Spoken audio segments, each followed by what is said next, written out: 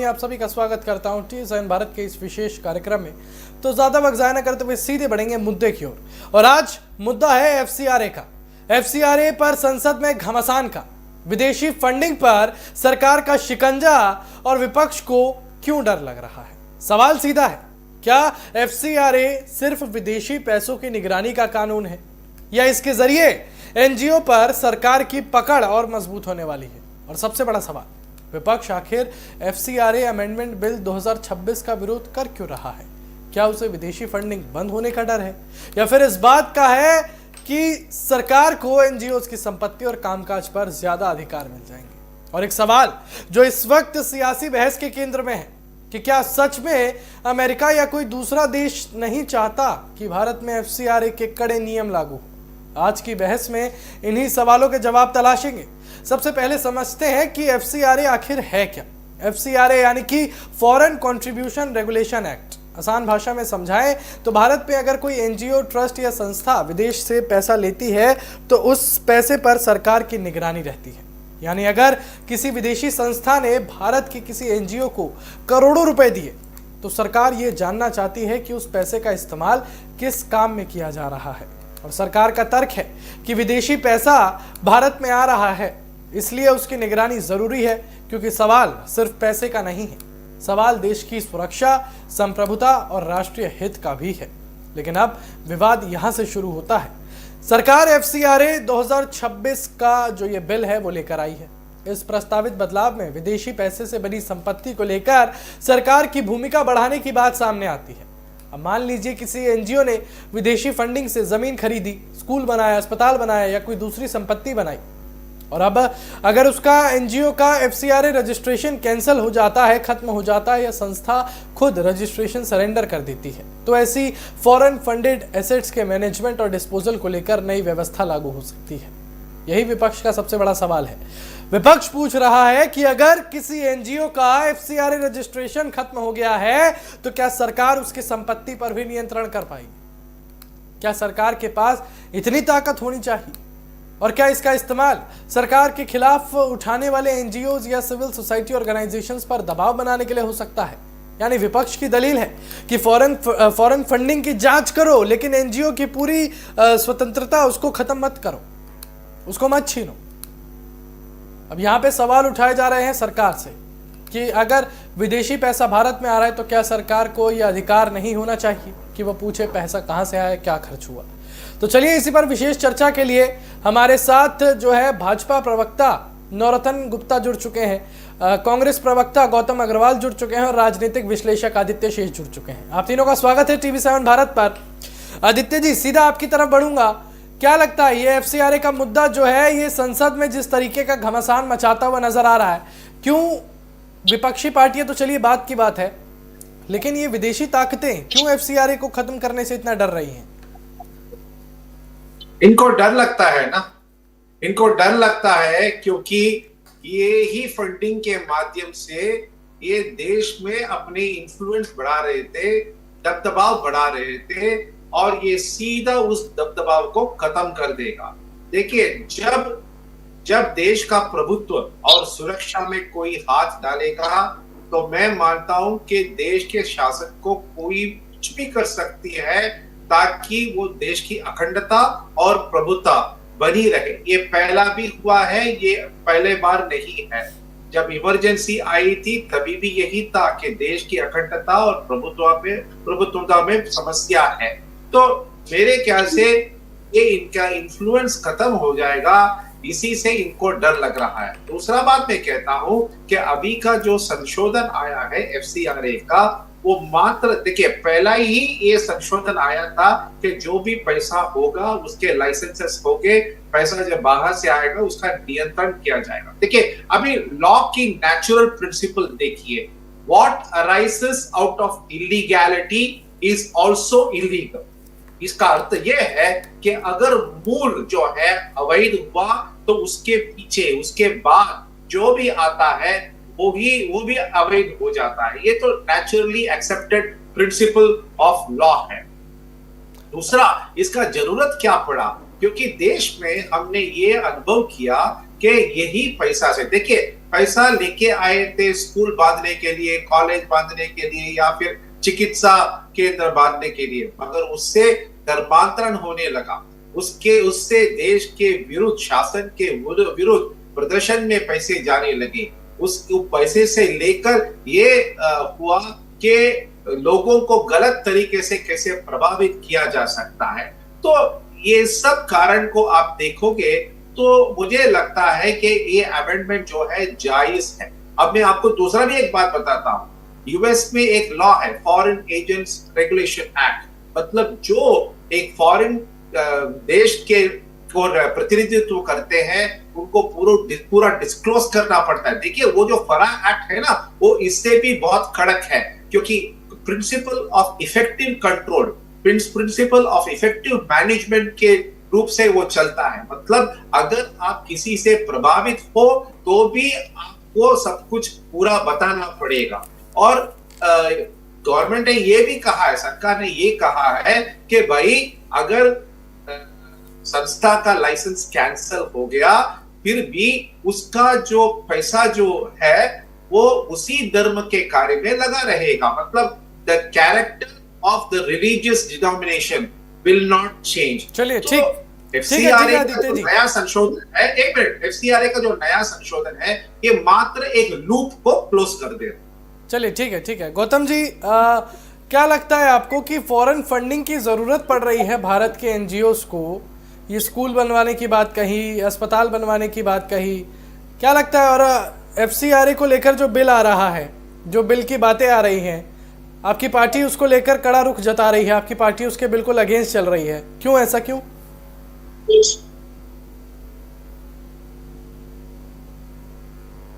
मैं अंकुर जी आपसे निवेदन करूंगा कि जिस तरह से आपने आदित्य जी को समय दिया वैसे ही अनइंटरप्टेड समय मुझे दिया जाए। बिल्कुल बिल्कुल। और एक ये डिसेंट डिबेट हो, न कि हम एक दूसरे के ऊपर आरोप प्रत्यारोप करें। तो मैं इस बात को डेफिनेटली मानता हूँ और ये फैक्ट है, इसको कोई चेंज नहीं कर सकता कि कुछ संस्थान हैं उसमें इसको धर्म के एंगल से ना देखा जाए। मिशनरीज बोलिए या कोई मदरसे बोलिए या जो भी लोग हैं वो फॉरेन फंडिंग का मिसयूज करते आए हैं और आज भी कर रहे हैं। उसके ऊपर नकेल कसी जानी चाहिए, इसमें कोई दो राय नहीं है। बट हैविंग सेड दैट, ये इस सरकार ने काफ़ी ऐसे सारे बिल लाए हैं जिसके पीछे ये दिखने में तो अच्छे, मंशा उसके पीछे अच्छी नहीं होती है। अब मैं अगर शुरुआत करूँ तो 2014 में ही मोदी जी ये नारा लेके आए थे कि हम विदेश से काला धन ले आएंगे। आज तक तो मुझे नहीं लगता कि वो काला धन आ गया है, ये भी उसी का पार्ट है। तो आपके पास ऑलरेडी ईडी जैसी संस्था है जो इन सब चीज़ों को रेगुलेट कर सकती है, तो आपने पिछले 12 सालों में ये क्यों नहीं किया? चलिए कोई बात नहीं, उसके लिए भी आप बिल ला रहे हैं, मैं उसका स्वागत करता हूँ। बट वो इम्प्लीमेंट होना चाहिए और वो किसी को टारगेटेड नहीं होना चाहिए कि पर्टिकुलर किसी संस्थान को या किसी पार्टी को या किसी एनजीओ को टारगेटेड नहीं होना चाहिए। मैं 100% इस बात को मानता हूँ। अंकुल जी मेरी आवाज़ पहुँच रही है? जी आ रही है, आपकी आवाज़ आ रही है, बोलिए।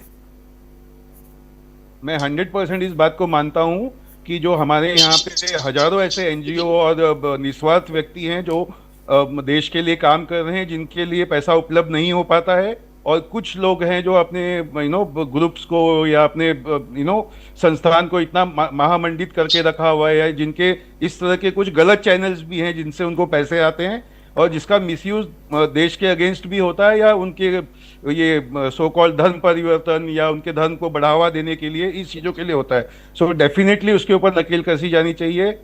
सरकार सबको साथ में ले। मैंने अभी थोड़ी देर पहले आपका जब इन्विटेशन आया तब देखा कि सुप्रिया सुले जी ने कहा है कि इसको सिलेक्ट कमेटी को दिया जाए। कोई भी बिल अगर अच्छे इंटेंशन से लाया जाएगा, अगर उसको इम्प्लीमेंट करना है सरकार को और सबको साथ कॉन्फिडेंस में लेके करेगी तो हम इसका स्वागत करते हैं। अच्छा नवरत्न जी, अभी गौतम जी ने कहा कि हम एफसीआरए का स्वागत करते हैं। एक मिनट चाहूंगा अंकुल जी। और जी। इसके पहले भी सरकार काफी सारे बिल लाई है सर, सीए है, 370 है, बट कुछ हुआ नहीं। वो प्रैक्टिकली मतलब बिल पास हो गए, सरकार ने अपना एक ही मिनट का समय सर, एक ही मिनट का समय कि वो मतलब ये ऐसा लगता है कि ये आरएसएस का एजेंडा है जो पूरा किया जा रहा है, बट अल्टीमेटली होता कुछ भी नहीं है धरती पे। चलिए ठीक है। तो अगर इसको अच्छे इंटेंशन से लाया जा रहा है, इम्प्लीमेंट किया जाएगा तो स्वागत है। ठीक है नवरत्न जी, गौतम जी कह रहे हैं कि भैया एफसीआरए का तो स्वागत है, लेकिन जो चीज़ें जनता के हित के लिए लागू की जा रही है उसको ढंग से लागू कीजिए। यानी कांग्रेस ये मानती है कि बीजेपी जितनी भी चीज़ें लागू कर रही है, जितने भी एक्ट यहाँ पर लागू कर रही है, बिल पास करवा रही है, वो कुछ भी ढंग से लागू नहीं हो पा रहा है। क्या लगता है आपको?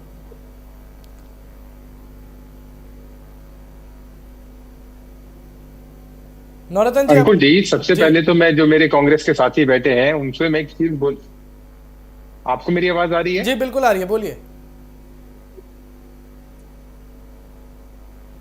अंकुर जी, सबसे पहले तो जो मेरे कांग्रेस के साथी गौतम जी बैठे हैं मैं उनको बोलूंगा, आदित्य जी ने भी इस पर इतने अच्छे से जो एक बताया, वही चीज हमारा कहना है कि देखिए, अगर आप जो चोर होता है उसको डर होता है। अगर आप गौतम जी की पार्टी को या इनके नेताओं को अगर डर नहीं है तो इनको उसका समर्थन करना चाहिए। इनको लगता है कि कृषि मशीनरियां उस चीज के ऊपर में अगर अपना बयानबाजी करती हैं, उस पैसे का ज्यादातर उपयोग केरला साइड में आपने देखा होगा धर्मांतरण के लिए होता है, तो निश्चित अगर उसके ऊपर अगर भारतीय जनता पार्टी एफसीआरए कानून के ऊपर अगर एक बिल लेकर आई है और उसके पार्लियामेंट में पेश करेगी तो उसमें मुझे लगता है कि कोई कठिनाई नहीं होनी चाहिए, क्योंकि एफसीआरए आपने देखा होगा जिस प्रकार जो चीजें हो गई जो उसके ऊपर मिसयूज करती हैं, जो सारे पैसे का मिसयूज करती हैं और उसको धर्मांतरण में लगाती हैं। अभी आपने देखा होगा नरोत्तम जी, क्या ये कानून आरएसएस पे भी लागू होगा? अभी स्टूडेंट्स ने, नरोत्तम जी सिर्फ एक शब्द में देखिए बीच में आप बोल रहे हैं ना, देखिए गौतम जी आपको भी समय दिया था, आपको भी समय दिया था, आप भी समय दीजिए। अभी नौरतन जी को उनकी बात रखने दीजिए। बहुत अच्छी बहस चलेगी। जी नौरतन जी आप बोलिए। गौतम जी बोलने नहीं दूंगा मैं, आप ध्यान रखना इस चीज को, अगर आपने बीच में पंगेबाजी करी तो इस बहुत आप शायद जानते नहीं है मेरे बारे में। अगर आपको शांति से और अच्छी से बहस चलानी है और उसको बिल्कुल प्रॉपरली सुनना है तो आप उस चीज के ऊपर पेशेंस बनाइए ना। आप राहुल गांधी की तरह पैसे उठाकर जेब में क्यों रख रहे हैं? जैसे उसने अभी आपके डिबेट पे लाइव धमकी दी जा रही है राजघाट पर, तो पैसे उठा के जेब में रखे। देखिए यहाँ पर नहीं, आप ऐसे बदतमीजी नहीं कर सकते। अगर आपको सुनना है, अगर आपको अच्छी डिबेट में रहना है तो आप उसको अच्छे से सुनिए। ठीक है नौरतन जी आप बोलिए। अगर आपने अपनी बकवासबाजी बंद नहीं करी तो मैं बोलने नहीं दूंगा आपको बिल्कुल भी, आप ध्यान रखना। ठीक है नौरतन जी आप बोलिए, आप अपनी बात रखिए। पाला पड़ा होगा, अभी अच्छे लोगों से पाला नहीं पड़ा। देखिए अंकुर जी, जिस प्रकार अंकुर जी डिबेट आपका है कि इनका है? बताया, मैं उनकी बात का समर्थन करता हूँ। बात रखिए। होता क्या है, अगर कोई क्या आप यहाँ पे प्रवक्ताओं को बेइज्जत करने के लिए बुलाते हैं अंकुल जी? गौतम जी आपने अपना समय मांगा था बोलने का, अब नौरतन जी को बोलने का समय तो दीजिए। रुक जाइए, आपके पास भी आएंगे सर अभी, सबसे बात रखेंगे। मैं उनकी धमकी सुनूं क्या? मैं उनकी धमकी सुनूं क्या सर? तो आप नहीं धमकी वाली बात आप बीच में बोलेंगे तो धमकी सुननी पड़ेगी ना आपको। नहीं नौरतन जी देखिए, नौरतन जी ये अगर बीच में खामखा की बकवासबाजी करेंगे तो बोलना हमें बहुत कुछ आता है, समझे ना। हम जब 370 हटा सकते हैं, घर में घुस के मार भी सकते हैं, उसमें कोई ऐसी ज्यादा बड़ी कठिनाई की बात नहीं है। 7 साल हो गए 370 हट के, अभी भी पूर्ण राज्य नहीं बना है। क्या कर लिया आपने 370 हटा के? 370 आपने हटाया अदानी जी को लिथियम बैटरी का खान देने के लिए, देश के लिए नहीं। हाँ मैं बता रहा हूँ ना, अभी आप लिथियम देने के लिए 370 हटाया अदानी जी को। अपनी शांति की मर्यादा में रहिए। अगर ये मर्यादा से बाहर जाएंगे तो इनको बोलने नहीं दिया जाएगा। मेरा आप सभी गेस्टों से यही अनुरोध है, पाकिस्तान में इनको भी शायद इसका भी आलम नहीं है, ध्यान नहीं है। ठीक है। ये 370 वाले आर्टिकल पर हम बहस करने के लिए यहाँ पर नहीं आए हैं। मेरा आप सभी से यही अनुरोध है कि हम लोग एफसीआरए पर बात करें। मैं वही बता रहा हूँ, जो इन्होंने अगर अंकुर जी एफसीआरए पर जवाब भी चाह नहीं रहे हैं ना, इनको इनके पेट में दर्द हो रहा है। आप इनके पेट का दर्द खत्म कीजिए अगर बहस को अच्छे से चालू करना है तो, क्योंकि हमें भाजपा वालों को पेट का दर्द का इलाज करना आता है। हम जब राहुल गांधी जैसे के पेट का दर्द का इलाज कर सकते हैं तो ये चीज ही क्या है। आप इनको इस चीज के बारे में बताइए कि बीच में खामखा की बकवासबाजी ना करें, अपनी लिमिट पर। मैं बहुत डर गया सर अंकुल जी, मैं बहुत डर गया। चलिए ठीक है अंकुल जी, मैं बहुत डर गया, मुझे रात भर नींद नहीं आएगी, इतना डर गया मैं। वो डर अगर आप डर गए ना तो उस डर को बरकरार रखिए, नहीं तो शायद वो आपके लिए हजम करना बड़ा मुश्किल हो जाएगा। इसलिए मैं आपको बोल रहा हूँ, अगर एफसीआरए पे बात है तो आप एफसीआरए की बात कीजिए। अगर आप समझदार पढ़े लिखे व्यक्ति महसूस मालूम होते हैं, आप राहुल गांधी की तरह गवार है क्या, या उनके पिताजी की तरह गवार है जो 12th फेल हो? समय निकलता जा रहा है, समय निकलता जा रहा है। सर घर का पता दे दूं, गोली वोली मारनी हो तो? नहीं, गौतम जी आप उस चीज का ध्यान रखिए। अगर ये राजीव गांधी की तरह गवाह रहे के ग्रेजुएशन फेल अच्छा है, नहीं, 12th नरोत्तम जी क्या ये भी देखिए मुझे नरोत्तम जी, भाषा का जो है हमें थोड़ा ध्यान रखना पड़ेगा। वो छोड़िए, अभी आप हम मुद्दे की बात करते हैं। नरोत्तम जी, मेरा सवाल आपसे ये है कि जिस तरीके की धमकी वाली बातें यहाँ पर चल रही है, उधर सदन की अगर हम बात करें, संसद की बात करें, तो अमित शाह कहाँ हैं? ऐसे तख्तियां लेकर लोग खड़े हैं, अमित शाह को बुलाया जा रहा है संसद में, अमित शाह क्यों नहीं आ रहे हैं? नहीं, जब उनकी जरूरत, वो राष्ट्रीय नेता है हमारे, जब जरूरत पड़ेगी निश्चित उनको बुलाएंगे, वो आएंगे और व्यक्तित्व रखेंगे अपना। इसमें इनके पेट में दर्द क्या होता है? हमारे और भी लोग हैं बात करने के लिए। हमने तो कभी नहीं बोला राहुल गांधी को बुलाइए, वो अभी बीच में 15 दिन के लिए ऐसे करने गए थे। हमने तो नहीं कहा कि आप राहुल गांधी को बुलाइए और उनसे बात कीजिए। लेकिन राहुल गांधी तो बोल रहे हैं ना सर, राहुल गांधी तो बोल रहे हैं पेट ना। में दर्द क्यों होता है मुझे एक चीज समझ नहीं आती। नहीं, राहुल गांधी तो बोल रहे हैं ना कि अमित शाह से हमने जो बातें रखी, हम अमित शाह का जवाब अय्याशी चाहते के लिए लड़की आपने भिजवाई थी क्या? अंकुर जी समय व्यर्थ हो रहा है। देखिए, मेरा नरोत्तम जी और गौतम जी, आप दोनों से मेरा अनुरोध है, कृपया करके शब्दों का चयन हम लोग ठीक से करें। शुरुआत किसने की? हमारे नेता के बारे में कुछ भी बोलेंगे हम सुन लें। फिर हम कंगना रनावत की बात करें, हम स्मृति ईरानी की बात करें, करती है और ध्यान में रख करके उन चीजों के ऊपर बात करती है। इनको मुझे लगता है कि इनको बात नहीं करनी है, इसलिए चलिए, पेट में आप दोनों पहले ये ठंडे हो कर रहे हैं। जाइए। नरोत्तम जी और गौतम जी, आप दोनों पहले ठंडे हो जाइए। मैं आदित्य जी आपके पास बढ़ता हूं सीधा। यहाँ पर आदित्य जी, FCRA का मुद्दा तो है ही, लेकिन कांग्रेस खासतौर पर राहुल गांधी ये मांग कर रहे हैं कि भैया पहले अमित शाह को बुलाओ, अमित शाह हमारे सवालों का जवाब देंगे, और नहीं आ रहे हैं तो क्यों नहीं आ रहे हैं? क्या लगता है आपको? अच्छा, उसके पहले मैं गौतम जी को एक बात पर प्रशंसा करना चाहूंगा कि उन्होंने मान लिया कि FCRA जो लॉ है उसके अंदर जो पैसा आया था उसका दुरुपयोग हुआ है। ये बहुत ही अच्छा है। निश्चित आदित्य जी, आप सही कह रहे हैं, बिल्कुल गलत नहीं कह रहे। मैंने भी गौतम जी की बात का समर्थन किया था इस बात पर। समस्या को पहचानना उसका पहला कदम है। अब रही अमित शाह जी की आने का न आने का ये उनके ऊपर होता है, मुद्दे के ऊपर होता है। और मेरे ख्याल से संसद में इतने सारे भाजपा और एनडीए के सांसद हैं, वो एक दूसरे के जगह ले सकते हैं। और मैं मानता हूं कि जब समय आएगा तब अमित जी आएंगे। वैसे ही जैसे राहुल जी कभी आते हैं नहीं आते हैं, तो मुझे इसके ऊपर कुछ बोलना नहीं है और इसको एक मुद्दा नहीं बनाना चाहिए। मगर मैं आपको एक दूसरा चीज बताना चाहता हूं अंकुर जी, कि जब हिंदुओं के मंदिरों को सरकार ने अपने नियंत्रण में लिया था, तो आपको पता है कि हमें कैसा लगता है। आज काशी हो या मथुरा हो या उज्जैन हो, पूरा IAS ऑफिसर्स इसको संभालते हैं, इनके नियंत्रण में होता है। अब ये जो नया बिल आएगा, FCRA बिल जो 2026 आएगा, इसमें भी वेस्टिंग अथॉरिटी जो है वो IAS ऑफिसर ही होगा। मान लीजिए आदित्य जी, नए बिल से राम मंदिर की चोरी बंद हो जाएगी क्या? आदित्य जी, नए बिल से राम मंदिर में जो चोरी हो रही है वो बंद हो जाएगी क्या? गौतम जी ठहरिए, सुनिए ना। तो FCRA 2026 का समाधान ये भी हो सकता है कि आप नियंत्रण और कंट्रोल ले ले, तो जो एसेट्स है वो वही संस्था का रहेगा, मगर मैनेजमेंट जो है वो IAS ऑफिसर्स के पास चला जाएगा। जैसा अभी आपने मांगा राम मंदिर के लिए, जैसा काशी विश्वनाथ का हो रहा है, जैसा मथुरा का हो रहा है, ये भी एक समाधान हो सकता है। तो हिंदुओं को और बाकी धर्मों को एक ही पटल पे ये लेकर आ सकता है। तो अभी अमित भाई आए न आए इसको छोड़िए, हम FCRA बिल के ऊपर बात करते हैं। देश की सुरक्षा, प्रभुत्व और देश में शांति बना के रखने के लिए ये बिल बहुत ही जरूरत है। हमें ये नहीं चाहिए कि वापस जंतर मंतर में असामाजिक तत्व इसमें घुसे, क्योंकि इसी का पैसा इसी में जा रहा है। चलिए ठीक है नौरतन जी, अभी FCRA की बात करी, यहाँ पर राम मंदिर की बात करी, मुझे एक चीज ध्यान में आया। अभी हमारे ही चैनल पर कल परसों की बात है, एक कांग्रेस के प्रवक्ता बैठे थे और साथ में हमारे आदित्य शेष जी भी बैठे हुए थे। मुद्दा था ये झारखंड के प्रदर्शन का उसमें उनके प्रवक्ता ने सीधे तौर पर यह बोल दिया कि जब राहुल गांधी को लगेगा कि बड़ी बात होगी तब राहुल गांधी पहुंचेंगे। और आज गौतम जी ने बोल दिया कि एफसीआरए का जो है, एफसीआरए जो लाया जा रहा है वो सही है, सही काम किया जा रहा है।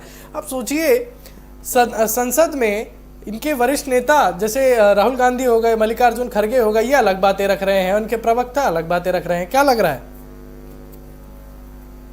ये ऑथेंटिक प्रवक्ता नहीं है ना जी, पूछ के नहीं है इनको क्या बात रखनी है।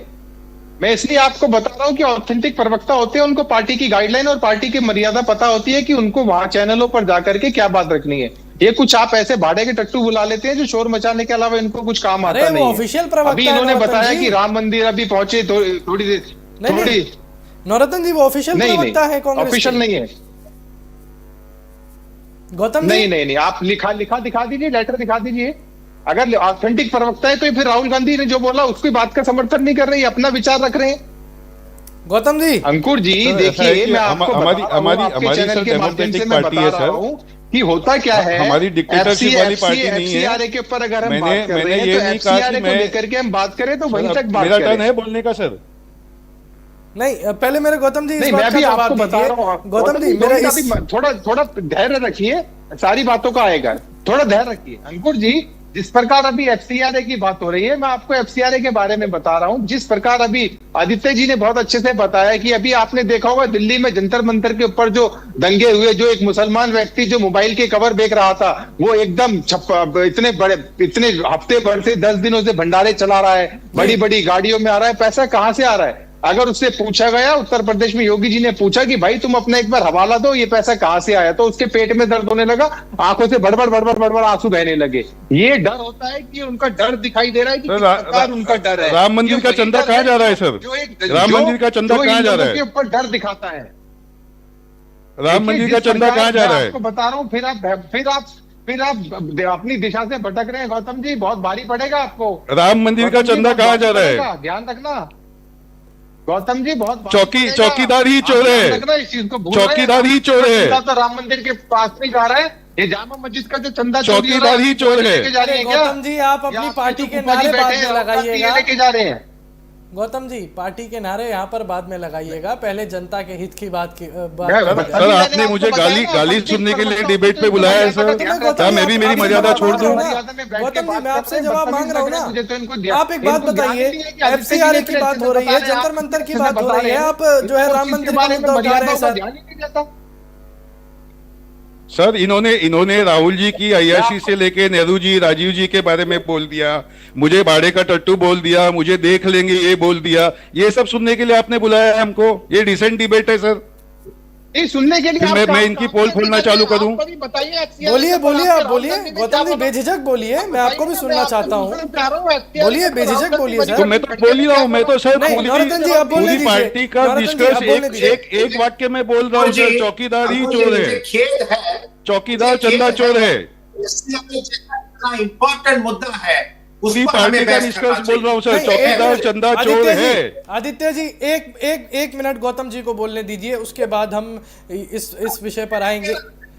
गौतम जी, एक लाइन में आप कह रहे हैं ना, एक लाइन में आप बोलेंगे, एक लाइन में बोल के खत्म करिए। चलिए अपना पक्ष रख दीजिए बीजेपी के सामने। मैं एक लाइन में इतना ही बोलूंगा सर कि ये बीजेपी के जो भी प्रवक्ता आपने बुलाए हैं, इनको जो भी मुझसे बदला लेना है या जो भी मेरा नुकसान करना है, गोली मारनी, मेरा पता दे देता हूं, इनको कर लेने दीजिए, क्योंकि ये गुंडों की पार्टी है और चौकीदार ही चोर है, चौकीदार चंदा चोर है। चलिए, ये गोली वोली मारने वाली ये उस तरीके का डिबेट नहीं है सर। पहली बात, यहाँ पर केवल शब्दों की गोलियां चले तो ज्यादा बेहतर है। अंकुर जी, हमने तो यहाँ ये बात ही नहीं बोली। बट अच्छे शब्दों की गोलियां चले सर, अच्छे शब्दों की गोलियां चले। मैं तुमको देख लूंगा, तुम भाड़े के टट्टू हो, ये भाषा है इन लोगों की सर, और आप सुन के ले रहे ये सब चीजें। नहीं, क्या हमको अपमानित करने के लिए बुलाया जाता है आपके चैनल पे? नौरतन जी, गौतम जी, मैं आखिरी बार बोल रहा हूँ, ऐसे घटिया आदमी को आपने बुलाया अंकुर जी। जब ऐसे घटिया आदमियों को बुलाते हैं तो आप हमारे और आदित्य जी जैसे लोगों को बुला करके हमारा टाइम वेस्ट ना कीजिए। नहीं, इन लोगों को बात करने का तरीका नहीं होता कि क्या बात करनी है, टाइम वेस्ट की बात अब नहीं होगी। यहाँ एफसीआरए की बात हो रही है, हम एफसीआरए की बात करेंगे, संसद की बात हो रही है, संसद की बात करेंगे। आपको अंकुर जी भाई बता रहा हूँ, अभी आदित्य जी ने जिस प्रकार इतने अच्छे से एफसीआरए के बारे में शुरू की डिबेट में अपने व्यक्तित्व में रखा, हमने रखा कि अगर कांग्रेस पार्टी इस चीज का समर्थन करती है तो खुल करके आए ना। इनके पेट में दर्द क्यों हो रहा है? जब आप बोल रहे हैं, ये बोल रहे हैं, एक तरफ से ठीक है, दूसरी तरफ से कहाँ की बात कहाँ लेकर के आ गए। अगर कांग्रेस पार्टी एफसीआरए का समर्थन करती है तो मैं बोल रहा हूँ अभी आप राहुल गांधी को फोन घुमाइए और बोलिए कि हाँ, हम पार्लियामेंट में मंडे को जब डिबेट में आएंगे तो हम एफसीआरए का अच्छा, लेकिन सोमवार, मंगलवार, बुधवार को तो सारे सांसदों को बुलाया है। क्या बात कर रहे हैं? नहीं नौरतन जी, सोमवार से लेकर बुधवार तक एक सारे मैं सांसदों को तो क्लेरिफिकेशन बुलाया कर है। देता हूँ, मैं एक क्लेरिफिकेशन कर देता हूँ जी अंकुश जी। इनको शब्दों को मरोड़ना तोड़ना बहुत अच्छे से आता है, बट मुझे कुछ फर्क नहीं पड़ता उनसे। आपके पास चीजें रिकॉर्डेड है। मैंने कहा कि जिस मुद्दे पे एफसीआरए बिल लाया जा रहा है कि कुछ संस्थान उसका दुरुपयोग कर रहे हैं, ये स्वागत योग्य है। और मैंने ये भी कहा कि सुप्रिया सुले जी ने आज सुबह ही मांग की है कि ये सिलेक्ट कमेटी को दिया जाए, सबको कंसेंसस पे लिया जाए और सबकी सहमति से किया जाए, तो मैं इसका स्वागत करता हूँ। अरे किस ये बात की खाली सहमति एक की उसमें बात से कर रहे पॉइंट हैं पकड़ गौतम के जी इन्होंने आप? ओके चलिए, कर दिया, राहुल जी को फोन सुनिए, घुमा अगर दीजिए। अगर अगर सहमति की बात की जाए तो परिसीमन बिल के लिए तो सबकी जो है इकट्ठे मंजूरी की जरूरत थी। क्या किया विपक्ष ने? आदित्य जी, मैं आपसे जवाब चाहूंगा आदित्य जी। अभी गौतम जी कह रहे हैं कि सबका सामूहिक जो है वो इकट्ठे जो है मत निकलना चाहिए। अभी परिसीमन बिल को लेकर जो है सरकार संसद में इतना हंगामा हुआ था, उसके बाद अगर ये कह रहे हैं हर बिल ऐसे ही पास होता है सर हर बिल सबकी सहमति से अगर ही आप पास होता है। परिसीमन बिल पास नहीं कर रहे हैं, महिला सशक्तिकरण की बात करेंगे तो फिर ये बात कैसी बनी? बोलिए आदित्य जी, बोलिए।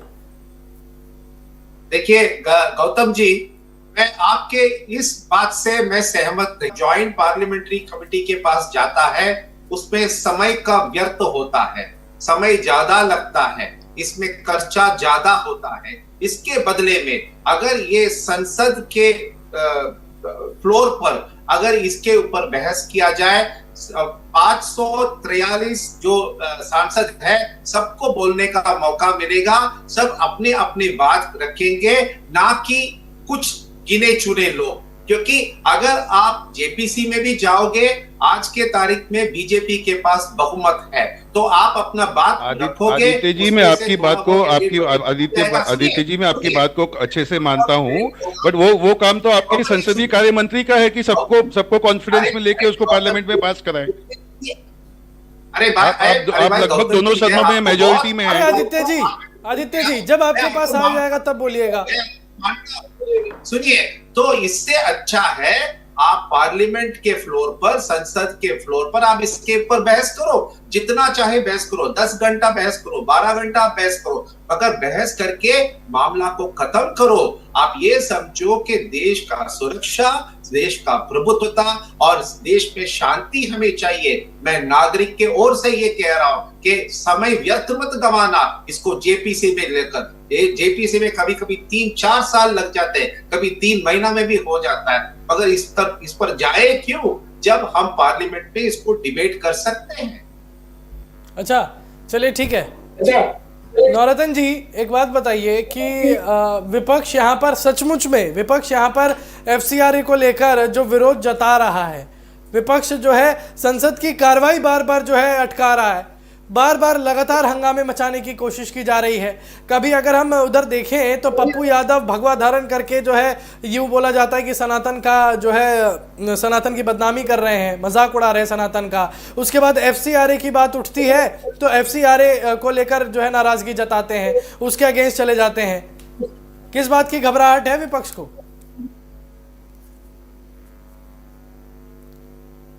अंकुर जी, फिर आपने इनकी कांग्रेसियों की दुखती नस पे हाथ रख दिया। अब हम बोलेंगे तो ये लोग बोलते हैं कि बीजेपी वाले बोलते हैं। देखिए, जिस प्रकार वो पप्पू यादव जो भगवा पहन करके पार्लियामेंट में आया, जिस प्रकार उसने अभद्रता की, जिस प्रकार उसने भगवे का अपमान किया, अगर उसकी माँ ने दूध पिलाया तो मैं बोलता हूँ एक बार टोपी पहन करके जो जामा मस्जिद में चोरी हुई है, जो अजमेर शरीफ दरगाह पे चोरी हुई है, उसके खिलाफ एक बार आवाज उठाए। मैं राहुल गांधी को चैलेंज करता हूँ आपके चैनल के माध्यम से, अगर उसने अपनी माँ का वास्तव में एंटीनोमाइनो का दूध पिया है तो एक बार टोपी पहन के, नीचा कुर्ता ऊंचा पजामा पहन करके आए पार्लियामेंट में और इस तरीके की बदतमीजियां करे। उसको उसकी नानी का कहते हैं ना, छठी का दूध याद आए तो मैं जो आप बोलेंगे वो मैं हार जाऊंगा। ये बातें कहना आसान है, हिंदुओं की आस्था पर ये सब भड़वे बाड़े के टट्टू आकर के बैठ जाते हैं और आकर के शोर मचाते हैं कि गालियों का इस्तेमाल मत कीजिए। नौरतन जी, गालियों का इस्तेमाल मत कीजिए कृपया करके। यही सारी बातें जो है बाद में कांग्रेस को उठाने का मौका दे देती हैं। नहीं नौरतन जी, गालियों का इस्तेमाल मत कीजिए। मुद्दा उठा रहे हैं। मैं आपको बता रहा हूँ आपके चैनल के माध्यम से, ये जो भगवा पहन करके राहुल गांधी ने जो आपने पार्लियामेंट वाले बात के शब्दों की बात की, इन्होंने जो भगवा पहन करके राहुल गांधी और पप्पू भाई, दोनों पप्पू ने जिस प्रकार अपनी ये हरकतें दिखाई, वो इन दोनों की माँ ने अगर दूध पिया है, इन्होंने अपनी माँ का दूध पिया है, तो एक बार नीचा पजामा, नीचा कुर्ता और ऊंचा पजामा, जालीदार टोपी पहन करके जामा मस्जिद के ऊपर बात करें ना, अजमेर शरीफ दरगाह के ऊपर बात करें, अभी पता लग जाएगा दूध का दूध, पानी का पानी। बताइए क्या गौतम दूध जी, और क्या राहुल पानी है। गांधी अजमेर शरीफ दरगाह के ऊपर बात करना चाहेंगे या करेंगे? सर जो सब्जेक्ट है उस पर बात कीजिए, ये सब फालतू बातों का जवाब देने के लिए ना मेरे पास समय है।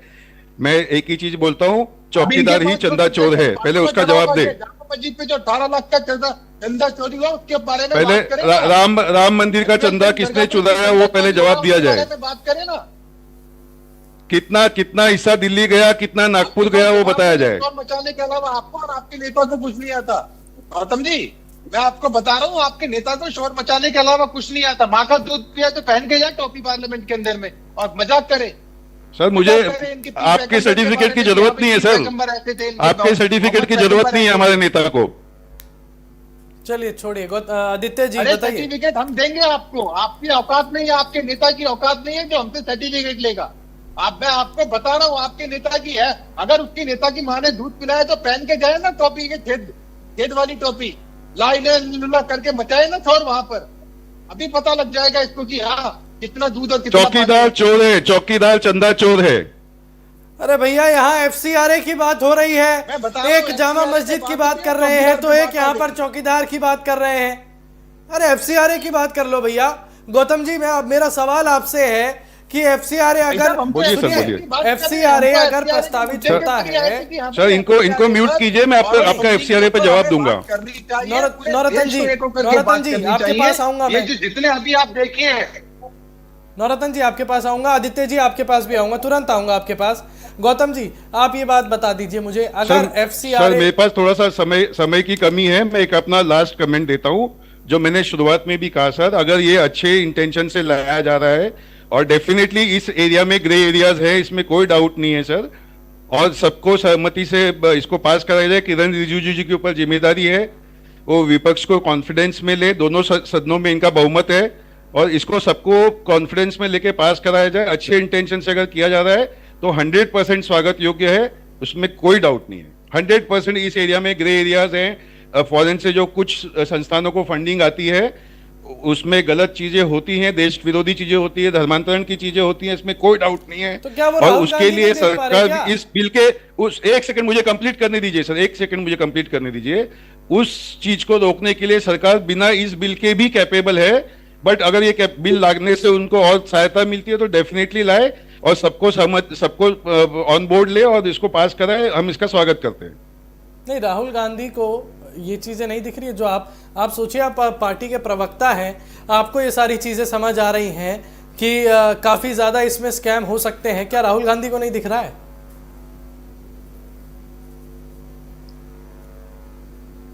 आदित्य जी, मैं आपके पास बढ़ूंगा जी। ये गौतम जी अभी भी चलिए तारीफ कर रहे हैं कि एफसीआरए बढ़िया है। सबको सब चीजें समझ में आ रही है, बट हमारा सर अभी जो पार्लियामेंट में लॉक जैम चल रहा है वो दो चीजों को लेके चल रहा है। वो लॉक जैम जब तक खत्म नहीं होगा, आप सर एक सेकंड का समय दिया जाए सर। अंकुल जी 30 सेकंड का समय दिया जाए। बोलिए सर, बोलिए। हेलो, हाँ बोलिए। अंकुल जी just give me 30 seconds. Lock jam चल रहा है पार्लियामेंट में, अभी जो लॉक जैम चल रहा है वो सीजेपी आंदोलन में अमित शाह जी के रिप्लाई के ऊपर और राम मंदिर में जो चंदा चोरी हुई है उसके ऊपर लॉक जैम चल रहा है। तो अगर बीजेपी सोचेगी कि हम जो देश के प्रश्न है या विपक्ष के प्रश्न है उनका जवाब नहीं देंगे और सिर्फ जो हमारे बिल है उस पर विपक्ष दे दे, तो ऐसा नहीं होता है सर। ताली दोनों हाथ से एक हाथ से नहीं बजती है। आप विपक्ष के सवालों का जवाब दीजिए, विपक्ष आपको कोऑपरेट काश करेगा। गौतम जी जितनी शालीनता से आप बात कर रहे हैं, आपकी पार्टी भी उतनी शालीनता से बात कर लेती तो शायद संसद की ये कार्रवाई चल जाती। क्योंकि अगर आप सीजेपी का मुद्दा उठा रहे हैं, आप नीट एग्जाम का मुद्दा उठा रहे हैं, तो भाजपा भी तो झारखंड का मुद्दा उठा रही है। उसी शालीनता से सर, उसी शालीनता से एक बार मोदी जी मुंह खोल के बोल देते कि राम मंदिर में चंदा चोरी क्यों हुई, अमित शाह जी एक बार मुंह खोल के बोल देते उसी शालीनता से, तो ये लोग। अच्छा, झारखंड में पेपर लीक क्यों हुआ? कांग्रेस इस बात का जवाब ही नहीं दे रही। आदित्य जी एक बात बताइए, एफसीआरए से तो चलिए इन्होंने ये मुद्दा हटा ही दिया है, एफसीआरए से ये मुद्दा नरोत्तम जी हट चुका है।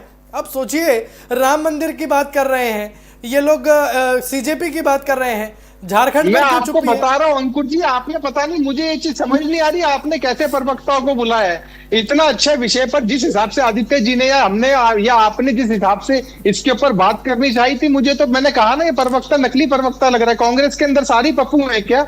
मुझे तो ये लग रहा है कि कांग्रेस के अंदर सारे ही पप्पू है, पप्पुओं का समर्थन लेकर के कांग्रेस आज इतनी आगे बढ़ चुकी है कि कांग्रेस जो होती थी वो अभी अपना 3 अंकों की पार्टी में भी नहीं रही है।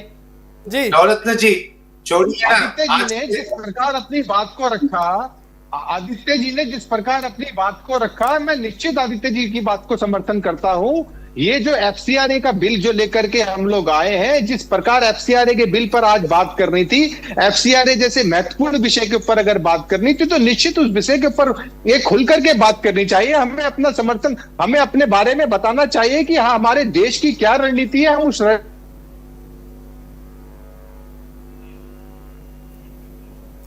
जिस तरीके से आप देख सकते हैं कि यहाँ पर कांग्रेस ने एफसीआरए को लेकर 2 टिप्पणियां दी और राम मंदिर को लेकर 2000 टिप्पणियां दी। ये सारी चीजें समझ में आ रही थी कि कांग्रेस एफसीआरए के मुद्दे को लेकर, झारखंड के मुद्दे को लेकर कैसे जो है भाग रही है।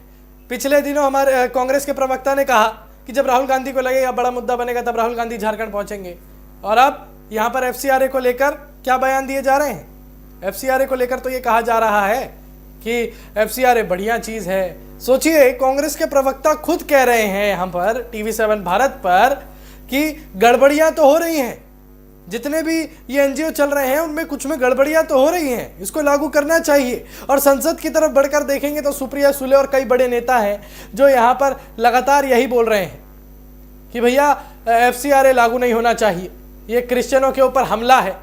नरोत्तम जी, मैं आपसे एक सवाल जरूर पूछना चाहूंगा, आप ये बताइए पहले भैया, आप किस गुस्से में थे आज? हैं? आपने ऐसी बातें कर दी कि गौतम जी बुरा मानकर चले गए। इसमें अंकुर जी गुस्से की कोई बात नहीं है। निश्चित देखिए, देश के पटल के ऊपर अगर हिंदुस्तान के ऊपर किसी चीज से किसी को अगर दिक्कत है, निश्चित उस दिक्कत के ऊपर बात कीजिए। मैं आदित्य जी की बात से एकदम 100% सहमत हूं। आदित्य जी ने इतने अच्छे से बताया, हमने उस विषय के ऊपर मैं बात करना चाहा कि एक फॉरेन फंडिंग के ऊपर देखिए, मुझे लगता है आदित्य जी एक सुलझे हुए राजनीतिज्ञ हैं, एक राजनीतिक पॉलिटिकल एनालाइजर है। आप जिस प्रकार देश की एक सोच को लेकर के अगर हम आगे बढ़ेंगे, हम एक पॉजिटिवनेस को लेकर के अगर हम आगे बढ़ेंगे, तो जैसे आदित्य जी जैसे बहुत अच्छे अच्छे विद्वान इस देश में बैठे हैं, इनको पूरा ABCD 100% पता है कि क्या सिस्टम होते हैं, क्या प्रोटोकॉल होते हैं और क्या मर्यादा होती है। इसमें जो व्यक्ति अपनी दिशा से भटक रहा है, आप बताइए कि राहुल गांधी क्या बोल रहा है, ये व्यक्ति क्या बोल रहा है, मल्लिकार्जुन खड़गे क्या बोल रहा है, प्रियंका गांधी क्या बोल रही है, इनको यही नहीं पता कि हमें चैनल पर जाकर के बोलना है क्या है, हमें चैनल पे जाकर के बात क्या रखनी है। मेरे को तो इसलिए हंसी आ रही है कि आपने ऐसे प्रवक्ता को बुलाया, मुझे लगता है कि प्रवक्ता ही नहीं था, इसको तो गलती से आपने लिख दिया कि आप कांग्रेस के प्रवक्ता। कभी कभी ऐसे लोगों के ऊपर हमें हंसी आती है भाई साहब। आदित्य जी एक बात बताइए, नरोत्तम जी ने 4 ऐसे बोल दिए कि आदित्य जी को माफी चाहूंगा, गौतम जी को अपने काम याद आ गए, उन्होंने 4 ऐसे बोल दिए। यही गुस्सा अगर झारखंड में पहुंच जाए बीजेपी का, क्या लगता है आपको बदलाव देखने को मिलेगा या नहीं मिलेगा? नहीं, अगर अंकुर जी यहाँ पर मैं आपको जी जी जी आदित्य जी बताइए। तो ऐसा है कि जो दुगलापन इनके अंदर है ना, ये दुगलापन दिखाई देता है। यही कारण है कि समस्या होती है। जब पंजाब में होता है तो समस्या नहीं है, जब कर्नाटका में होता है, प्रियंक खड़गे जी कहते हैं 21 दिन का आप अनशन रखो, फिर उसके बाद पुलिस आपको लाठीचार्ज मारेगी। भाई ये कैसे परिपक्वता है ही नहीं इनमें। समस्या जो कर्नाटक में है वही समस्या जो पंजाब में है, वही समस्या झारखंड में है, और वही समस्या जो है वो दिल्ली में थी। तो दिल्ली में पूरा SIT बिठा दिया, लोगों को अरेस्ट करवा दी, ऑफिसरों का तब्दीला कर दिया गया, और अपने HRD मिनिस्टर ने राजीनामा भी दे दिया। तो सब कुछ खत्म है, क्योंकि क्या है, इनको सिलेक्टिव बात बोलने की आदत है और लोगों को गुमराह करने में इनको मजा आता है। और दूसरा चीज मैं नवरत्न जी को बोलना चाहता हूं, भाई साहब आज के तारीख पे कांग्रेस का प्रवक्ता बोलना बहुत मुश्किल है। ऐसा कठिन काम कौन अपने आप पर झेलेगा, इसीलिए थोड़ा बहुत हमें उनको उनको छोड़ देना चाहिए, क्योंकि मुश्किल से कांग्रेस प्रवक्ता आज मिलते हैं। नवरत्न भैया ने तो जरा भी नहीं बख्शा, वो चलते चले गए तो चले ही गए पूरा। तो नवरत्न जी देखिए, मैं आपको बता रहा हूँ, आदित्य जी वाली बात कीजिए। जिस प्रकार आदित्य जी ने बताया, बहुत अच्छी बात बताई कि अगर भारतीय जनता, हमें लगा कि हमारे जो स्टूडेंट्स ने, सीजीपी के स्टूडेंट्स ने या नीट के जितने भी स्टूडेंट्स थे, उनको लगा कि वास्तव में नीट के एग्जाम में गड़बड़ी हुई है और धर्मेंद्र प्रधान का इस्तीफा मांगा। तो ये आदरणीय प्रधानमंत्री नरेंद्र मोदी जी की सरकार है जिसने स्टूडेंटों के हित में स्टूडेंटों की हित की बात को ध्यान में रखते हुए निश्चित ही धर्मेंद्र प्रधान जी का इस्तीफा स्वीकार किया। आप बताइए ना, पंजाब की बात कर रहे थे अभी आदित्य जी, जिस प्रकार की अभी झारखंड की बात चल रही है, इधर के मंत्री क्यों इस्तीफा नहीं दे रहे? केजरीवाल आकर के यहाँ के अपने मंत्री का इस्तीफा, जो मनीष सिसोदिया एकदम दम भर के ठोकता थे, जो संजय सिंह टिकट ब्लैक किया, दम भर के ठोकता था कि हाँ हम अपने, अगर हमारा कोई भी ऐसा नेता पकड़ा गया या कोई भी ऐसा नेता संलिप्त पाया गया तो हम निश्चित उसका इस्तीफा लेंगे। दीजिए आप उसका इस्तीफा, आप भी बड़ा दिन दिखाइए ना स्टूडेंटों के हित में, स्टूडेंटों के हित को ध्यान में रखते हुए। आप क्यों अपनी छोटी मानसिकता को दर्शा रहे हैं? अंकुर जी, बात करना बड़ा आसान होता है, लेकिन स्टूडेंटों के आवाज को उठाना बहुत मुश्किल काम होता है। पार्टियों का काम है, केजरीवाल जैसे लोगों का काम है कि अपनी बात को रखा। और हाँ, मेरी दादी को सपना आया कि वहां पर एक स्कूल कॉलेज बनना चाहिए, बहुत अच्छा उसकी दादी को सपना आया। उसकी दादी को यह सपना नहीं आया कि बेटा तुमने दिल्ली विधानसभा के जो अपने घर के अंदर में तुमने शीश महल के अंदर में इतना पैसा लगा दिया, वो सपना इसकी दादी को नहीं आया, केजरीवाल की दादी को। काश ये सपना भी केजरीवाल की दादी को आया होता तो आज दिल्ली की ये दुर्गति नहीं होती। आदरणीय रेखा गुप्ता जी के कार्यकाल में जो ये पिछले 11-12 सालों का पाप दिल्ली की जनता भुगत रही है, जो दिल्ली के अंदर कई कई जगह पर ब्लॉकेज हो रही है, वो सिर्फ केजरीवाल की वो एक आलीशान जो इसने आडंबर बनाया था, उसका खामियाजा आज हम लोगों को भुगतना पड़ रहा है। चलिए निश्चित देखिए, हर चीज के अंदर समय लगता है। अभी हमारी एफसीआरए के ऊपर जो बात हुई थी, एफसीआरए के ऊपर में निश्चित ही कानून आना चाहिए। एफसीआरए के कानून को देश के अंदर लागू होना चाहिए। जितनी भी जो असामाजिक एनजीओज हैं, जो कोई भी धर्मांतरण का काम करती हो या जो अननेसेसरी की, जैसे सीजेपी आंदोलन के अंदर में भी आपने देखा, जो थाना मोबाइल का कवर लगाने वाला, और भी मैंने आपके चैनल के माध्यम से पिछली बार सुनील जी और हम बैठे थे, उस समय हमने देखा था मोबाइल का कवर लगाने वाला भंडारा कर रहा है। मेरा काम इतना बड़ा है, मैं बहुत बड़ा रियल एस्टेट डेवलपर हूं, मैं पॉलिटिक्स में हूं, मैंने आज तक कभी भी इतने दिन तक भंडारा नहीं चलाया। भाई साहब, पैसे कहां से आएंगे भंडारा चलाने के लिए? नहीं, लेकिन नवरत्न जी एक मिनट, मैं आपको 1 मिनट रुकना चाहूंगा। भंडारे की आपने बात करी, आदित्य शेष जी को याद होगा, अभी पिछले दिनों हमने एक और कांग्रेस प्रवक्ता के साथ डिबेट करी थी झारखंड के मुद्दे पर, तो उन्होंने बोला कि पहले दिन से झारखंड के प्रदर्शन में पहले दिन से एनएसयूआई के कार्यकर्ता भंडारा करा रहे हैं। आदित्य जी को याद होगी ये बात? सोचिए, कांग्रेस हड़ाहड़ झूठ बोल रही है। जब हमने बोला कि सबूत दो, तो फिर वो बोलने लग गए कि नहीं एनएसयूआई के कार्यकर्ता खड़े हैं छात्रों की सहायता के लिए, पानी लेके, दवाई लेके। नहीं होता ना अंकुर जी, ये मैं कह तो रहा हूं, धोते चढ़े बाजा घड़े वाली बात होती है। लोगों के पास कोई सबूत नहीं होता। मैं बोलता हूं, आदित्य जी इतने सुलझे हुए व्यक्ति हैं जो शब्दों की मर्यादा और चयन को ध्यान में रखते हुए, जिन्होंने एफसीआरए के ऊपर अपना व्यक्तित्व, मैंने शुरू का व्यक्तित्व इनका सुना, इन्होंने इतने अच्छे से उस चीज को ब्रीफ किया। कांग्रेस के प्रवक्ता को तो मुझे लगता है उसके दिमाग में वो चीज बैठ गई, उसने बोला हाँ आदित्य जी जो बोल रहे हैं ना, ये हमारी पार्टी के पक्ष की बात बोल रहे हैं। जब आंकड़ों की क्या बोला, इसकी बात को उसने ध्यान नहीं दी दिया। नहीं, जब आंकड़ों की बात आती है तो आदित्य जी हमेशा एकदम सजग हो जाते हैं, क्योंकि पेशे से वो सीए भी हैं। चलिए आदित्य जी, एक आखिरी सवाल आपसे पूछूंगा। विपक्ष अब असम पर भी कुछ नहीं बोल रहा है, विपक्ष एफसीआरए पर भी कुछ नहीं बोल रहा है, विपक्ष को केवल सीजेपी दिखाई दे रहा है और अमित शाह दिखाई दे रहे हैं, अभी बोला गौतम जी ने।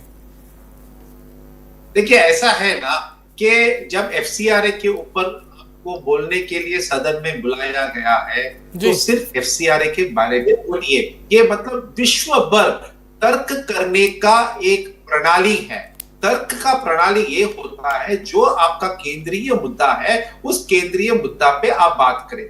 जब आपके पास केंद्रीय मुद्दा पे या उसके अगल बगल में जो मुद्दा है उसके ऊपर बात करने के लिए कोई आपके पास पॉइंट्स नहीं है, आपके पास कोई सुझाव नहीं है, आप आरोप भी नहीं लगा सकते हो, आप आलोचना भी नहीं कर सकते हो, तो आप ध्यान भटकाने के लिए अमित शाह जी को बुलाइए, उनको इस पर बात करने के बोलिए। ये तो बहुत गलत है। और मुझे ये तो लगता है कि स्पीकर जी को कहना है कि ये कनेक्टेड मैटर नहीं है, इसके ऊपर आप मत बोलिएगा और माइक को बंद कर देना चाहिए ऐसे समय पर, और हमें सिर्फ एफसीआरए के ऊपर बोलना है। ये जब तक ये परिपक्वता और जब तक ये समझ लोगों को नहीं आएगा, पार्लियामेंट के बाद पार्लियामेंट सेशन के बाद सेशन, सत्र के बाद सत्र, अपने समय व्यर्थ होगा। जो टैक्स पेयर है उसका टैक्स जो है व्यर्थ हो जाएगा। और नागरिक ये सब देख रहा है। पहला ऐसा एक जमाना था जब ये लोग कुर्सी उठा के वेल के सामने जाते थे, वो अच्छा हो गया कि उसके बाद टेलीविजन का लाइव प्रसारण होने लगा। उसके बाद आजकल कुर्सी उठा के नहीं जाते हैं, टेबल के ऊपर नहीं चढ़ते हैं। इतना थोड़ा बहुत प्रगति हो गया है। अभी मैं मानता हूं कि विपक्ष और सभी राष्ट्रीय दलों को ये सोचना पड़ेगा कि आपके नागरिक जो है शिक्षित है, और जब ऐसे आप बचकानी बातें करते हो, गुंडागर्दी के बात करते हो, नागरिक सुन रहा है, नागरिक देख रहा है। इसीलिए आप देखते हो कि आज के तारीख में राज्य जो क्षेत्रीय दल है उनका कोई मायना नहीं रहा। चलिए ठीक है। और कांग्रेस एक बीजेपी एक बचा। चलिए ठीक है। तो दर्शकों, यहाँ पर हमने जब एफसीआरए की बात करी तो विपक्ष ने राम मंदिर की बात करी। जी जी आदित्य जी बोलिए बोलिए बोलिए बोलिए। आदित्य जी, आदित्य बोलिए। आदित्य जी,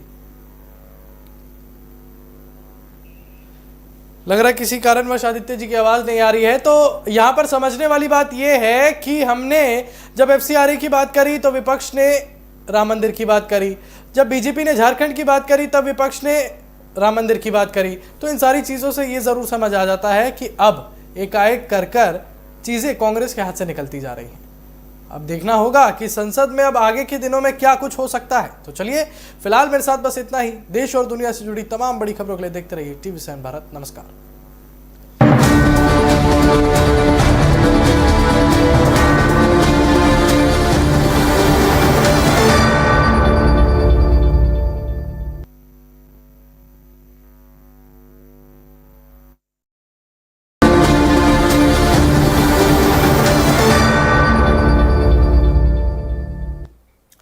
नमस्कार, आप सभी का स्वागत है TV7 भारत पर। मैं हूं आपके साथ अंकुर गोस्वामी। आप सभी का स्वागत करता हूं TV7 भारत के इस बेहतरीन पेशकश उत्तराखंड समाचार में। तो ज्यादा वक्त जाया करते हुए सीधे रुख करेंगे खबरों की ओर। उत्तराखंड से क्रिकेट की दुनिया से जुड़ी एक ऐसी खबर सामने आ रही है जिसने लोगों का ध्यान अपनी ओर खींचा है, और वजह है टीम इंडिया के स्टार विकेट कीपर बल्लेबाज ऋषभ पंत। दरअसल ऋषभ पंत ने उत्तराखंड में जमीन खरीदने को लेकर मुख्यमंत्री पुष्कर सिंह धामी से मदद की गुहार लगाई थी। पंत की इस अपील पर मुख्यमंत्री धामी का जवाब सामने आया है। सीएम धामी ने पंत को भरोसा दिलाया है कि सरकार की तरफ से उन्हें नियमानुसार